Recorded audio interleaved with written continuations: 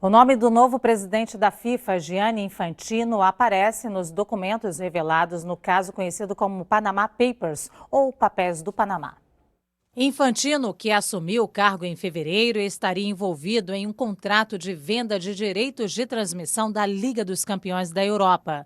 Os empresários argentinos que fizeram a compra, Hugo e Mariano Jenkins, venderam em seguida os direitos para uma TV do Equador por quase 3 vezes o preço original. A negociação é de 2006 e, na época, o presidente da FIFA era diretor da UEFA, a Federação Europeia de Futebol.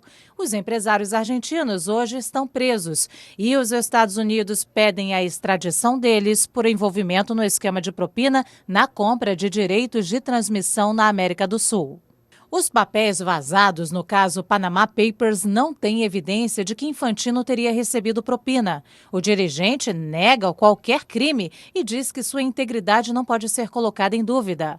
O cofundador da Mossack Fonseca, Ramon Fonseca, veio a público para dizer que o escritório, especializado na criação de empresas em paraísos fiscais, em nenhum momento desobedeceu à lei e ainda revelou que o vazamento dos mais de 11 milhões de documentos não foi iniciativa de alguém ligado à Mossack Fonseca. Segundo ele, um hacker teria roubado os arquivos que contêm o nome de empresas, personalidades e autoridades, incluindo brasileiros.